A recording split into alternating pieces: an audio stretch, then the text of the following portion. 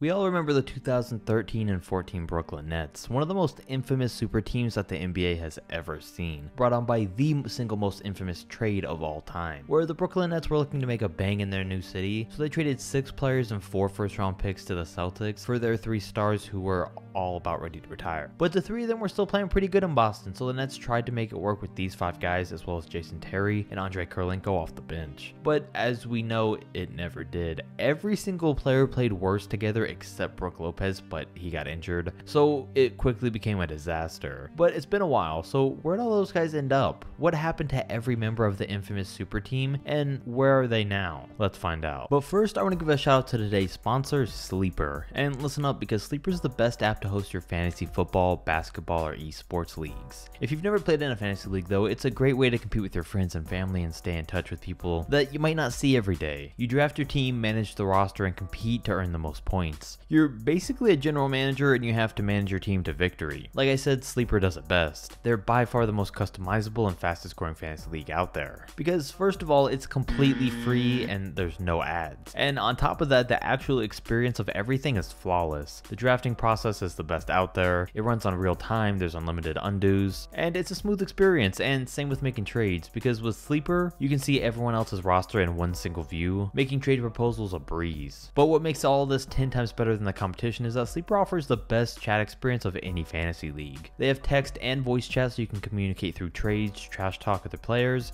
and discuss the draft. And Sleeper can be used on any device you choose, so hurry and click the link in the description now to add Sleeper to your PC or mobile device and get drafting to start your fantasy season. Shout out to them for the sponsor. Now back to the video. And start out first with Paul Pierce. Now, like I mentioned, when they got traded to Brooklyn, Paul Pierce and Kevin Garnett were both old enough to retire, but Pierce still had a little bit more left of his game by the time 2013 came around, because he was a couple years younger, so they expected a little more out of him, which they didn't end up getting. And unlike Garnett, Paul left after only 1 season. Then he went to play for the Wizards and Clippers before retiring and having his jersey retired by the Celtics in 2017. And it was that same year he joined ESPN as an analyst, and I mean, it was pretty much all downhill from there. From on the air saying he was a better shooter than Klay Thompson, a better player than Dwayne Wade, getting his schedule reduced from his not so hot takes, to getting fired on his day off, in what was a crash landing to a not so hot takeoff. But on a bright side, he's getting inducted into the Hall of Fame on September 11th. Now, this super team was doomed from the start, but it didn't help anyone that Brook Lopez suffered a season-ending injury 17 games into their make-or-break year, in what was starting out to look like his best personal year of his career. But it was ever since that injury that he really started to change his game, and instead of being an inside presence, became more of an outside shooting big man. And he got pretty good at it by the time he left the Nets in 2017, when he was traded to the Lakers as part of the D'Angelo Russell deal. And after 1 year there, he ended up signing with the Milwaukee Bucks, where, as we know, he just won his championship. Joe Johnson was another former all-star of the Nets super team, and he had already been in Brooklyn 1 year before the Celtics' Big 3 showed up. And he played pretty good before they got there, but fell off pretty quickly after, with the Nets having to waive him in 2015 because he dropped off so much. And he'd bounce around the Heat, Utah, and Rockets before falling off enough to make his way out of the NBA in 2018. He stayed busy playing though. In 2019, he joined the Big 3, led that league in scoring, won an MVP and a championship, and it was actually so good that the Pistons signed him to a deal, but then waived him just a month later. And now he's right back to playing in tournaments all over the world and still dominating the Big 3 more than ever, still leading that league in scoring by a big margin. Now, Andrei Kirilenko is a name that you don't hear too often anymore,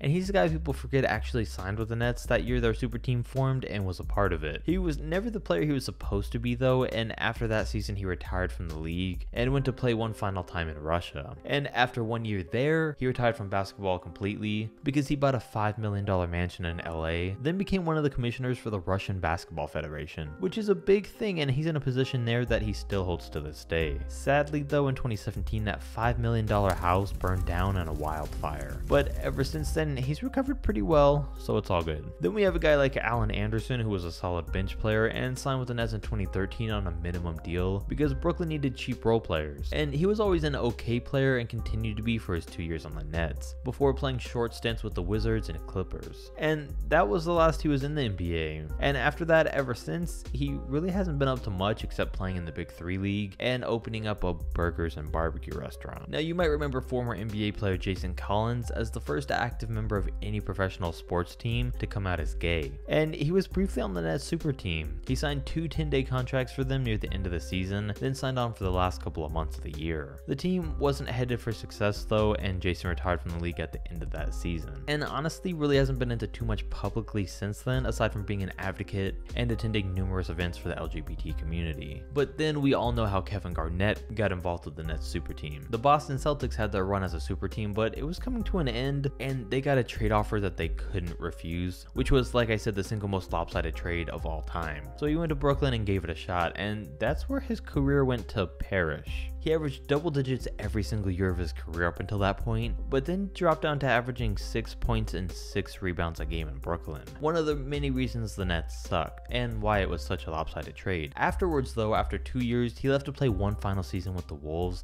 where his career all started, then retired from the NBA in 2016. And since then, he's been staying pretty busy. He was briefly a consultant for both the Clippers and the Bucks, had his own Area 21 show for a bit on Inside the NBA, where he publicly kept his beef with Ray Allen alive from their playing days. And speaking of that, he still has a feud with Timberwolves management, which is why they've never retired his Wolves jersey number, even though that's way long overdue. In 2018, he wasn't as lucky though, having to sue his accountant for $77 million over the years. Man, just imagine being rich enough to not notice $77 million going missing. In 2019 though, things picked back up because he landed in Adam Sandler's Uncut Gems movie and actually got a lot of praise for how he acted in his role. Then the next year, which was the last, he got put into the Naismith Basketball Hall of Fame. Switching over, guys like Tyshawn Taylor, Marquise Teague, and Tornike Shingalia were all on the roster but barely deserve a mention, while a guy like Andre Blatch was a little more notable. And he signed a deal with the Nets 1 year before their super team formed and was always a solid big man. But in 2014, after he realized this team wasn't going to work and they weren't going to win a championship, he opted out of the last year of his contract to go play in China for the Flying Tigers, and it paid off. His first year, he got a $2.5 million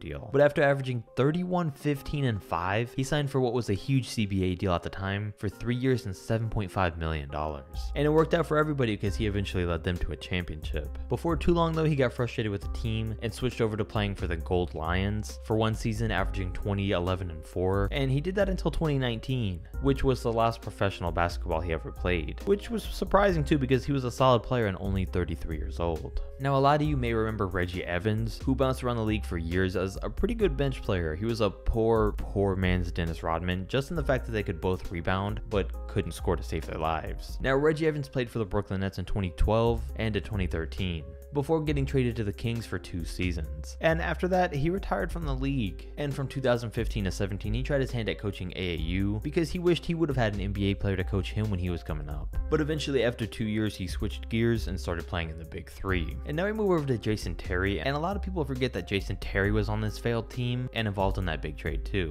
Because, I mean, it was definitely forgettable, and his run in Brooklyn was pretty terrible. He played in 35 games coming off the bench and averaged a by far then career low of 4.5 points per game, so he was traded midway through the season. And he'd go on to play a few more years on the court before taking an off-court basketball role, where in 2019 he became general manager of the Dallas Mavericks G League team. The next year he was named assistant coach of the Arizona Wildcats, and now is in discussions to join the Dallas Mavericks coaching staff. So you might not have heard from him in a few years, but it's good to know he's staying busy. Jorge Gutierrez is most likely a name you've never heard of, because he only played on 2 10-day contracts for the Nets before getting traded, and would go on to only play 20 more games ever in the NBA. As for Sean Livingston though, well, he was brought in 2013 for that one single season, and was actually an unsung hero for them because, as I mentioned, 17 games into the year, Lopez sustained a season-ending injury, and Livingston was the one who stepped up and was inserted into the starting lineup, and played pretty well, but still decided to move on after that year, and obviously played it smart and joined the Golden State Warriors, where he won 3 NBA championships before retiring officially in 2019. And 1 year later in 2020, he was named Director of Player Affairs and Engagement for the Golden Golden State Warriors, and that's what he's been doing ever since. Mason Plumlee also played on this team as a rookie, and ever since then he's continued to do solid at being a role player in the NBA. Mirza Teletovic used to be an okay role player in the league, and he played for the Nets for 3 seasons around this time before going to the Suns, then the Bucks, but ultimately had to retire from basketball after an issue with blood clots came up, the same thing that ended Chris Bosh's career. But it all worked out because soon after he became president of his hometown's Bosnian Basketball Federation. And as I mentioned earlier, at one point the Nets traded away Jason Terry, and in return they got Marcus Thornton, who finished out this terrible season for Brooklyn and didn't really have any notable moments. Since then though, he's bounced around the league, the G League, and playing in China. And finally we have Deron Williams. Now, just like everyone else who touched this Nets team, he too took a sharp decline. He was always in the conversation for best point guard in the league in Utah, kept up a good pace when he got to New Jersey, and was still a star level player, which was why they tried so hard to build a super team around him and Joe Johnson. But he fell off quick and was never the same, so much so that the Nets eventually bought out his contract. And since then and retiring, he really hasn't been up to too much, but there were a couple things. In 2018, he finally came out and said how he regretted handling his exit in Utah and wishes that he had never left. He also had it made because he was getting paid $5 million a year from the Nets every single year up until 2020 due to the buyout, even though he hadn't played in the league since 2017. And now most recently with Deron Williams, in a turn of events, he owns his own MMA gym and trains MMA. And there you have it. It's been a couple years since I've done a Where Are They Now styled video, so comment and let me know if you want to see more like this one, and I'll catch you next time.